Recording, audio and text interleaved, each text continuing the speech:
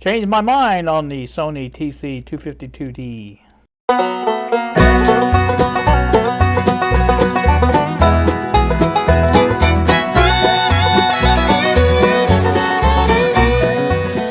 Good Tuesday afternoon to you all, YouTube. It is 2:07. I looked at that 2. It looked like a 7.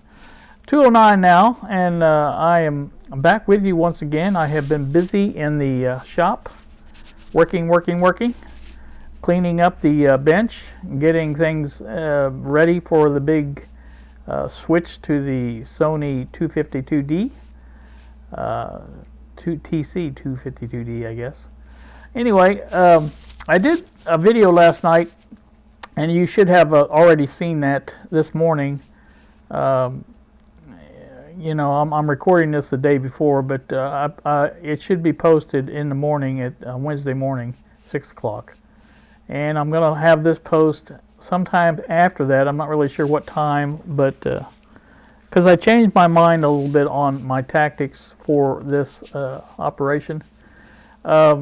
This is the same diagram basically that you saw earlier, and now this one is going to look at the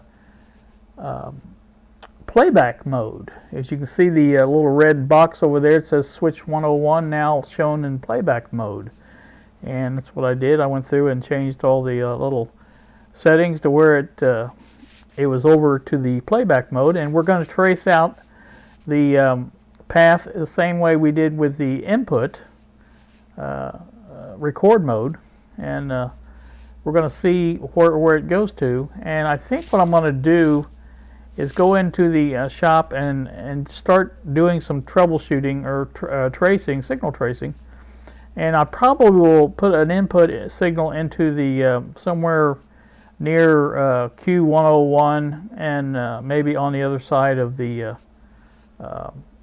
capacitor there, the 6.3. I can't see the number from here, but anyway, I think it's 103. But put a signal there to ground and monitor and see where we're losing our signal, and on the right side of the device. I'd like to know that. I was going to spray down the switch really good with deoxit and work it really good, and that really doesn't show me where the problem was. And I want to find out where I'm curious, and I want to know where the problem actually is before I go willy-nilly trying to fix a problem doesn't exist. And if it's the caps, I want to know that. If it's the switch, then the answer is right there. You know, we can do it and be done with it. But like I said, I want to go through this just like I did the input, the recording side. And what we're going to do is we're going to make this a little bit bigger, and we're going to go down here to where it starts at, which is the recording head, or the playback head now. And you can see now this recording head, this is the left side again. Last time, if you remember, the ground side was on this side of the head, and it went right to here and goes to ground like this.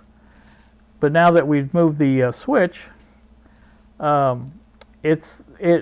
playback and head has been switched. Now this is the ground side, and it really doesn't matter, because if you consider the fact that this is an AC source, it's putting out a signal. It's not a DC type thing, so it can be, you know, this side can be ground or that side can be ground. It really doesn't matter. So, like I said, that's what we'll look at first. Here's our ground wire going here. It goes through the switch and directly to the ground. So that's where our ground path is. Now, on the signal side, we go this way, up through here, through this switch. Now, all these switches have been changed, and I don't know if I made that clear, but I wanted to. And so it goes through the switch, goes back up to the same way we did before, only now we're basically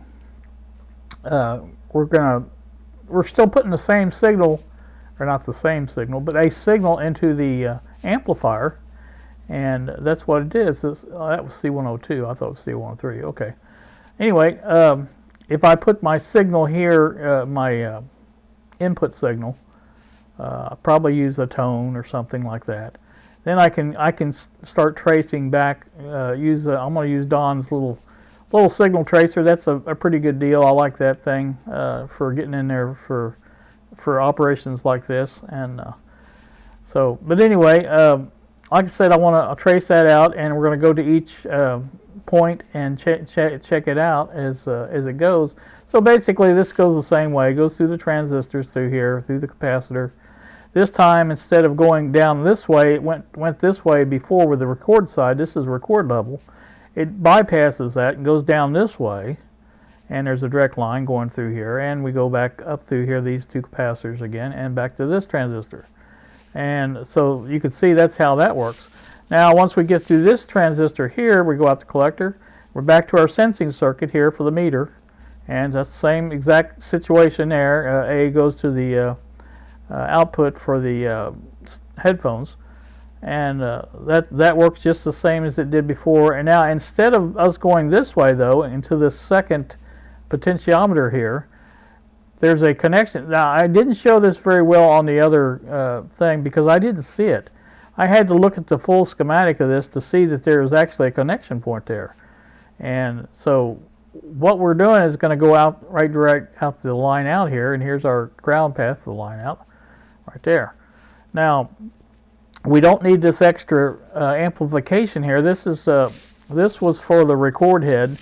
I imagine the signal needs to be a little bit higher to activate it so that it magnetizes the tape and sends the signal to that. That's the only thing I can figure on that. And you know, I'm pretty sure this may be a sort of a bias type or something like that control here for that transistor to, or not bias, but because there's a cap here, but like I said, it has to be some sort of level control for that transistor exclusively, I think. So I think that's probably a trim pot here on this one here.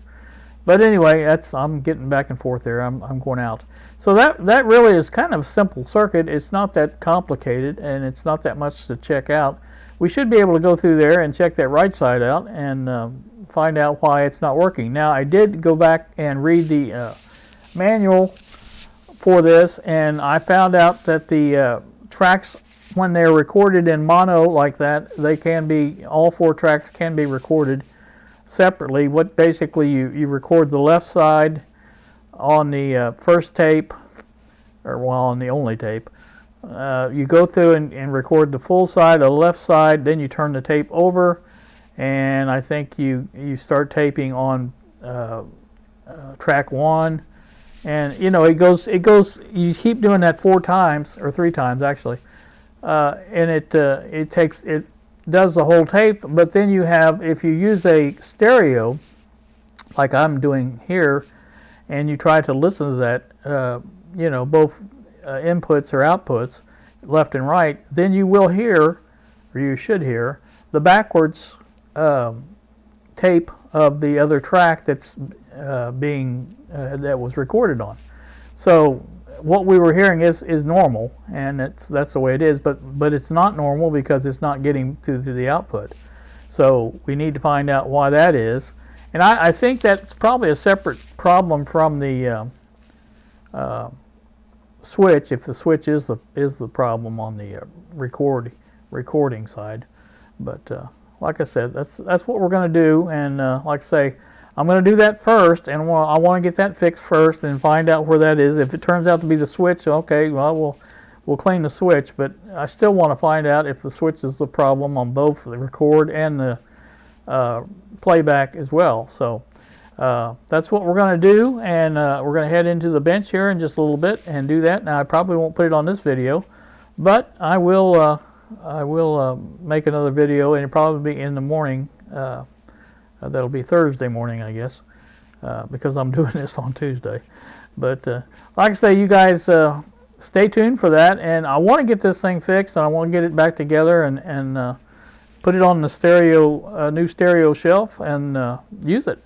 So you guys have a wonderful day. Thank you so much for watching, and we will see you.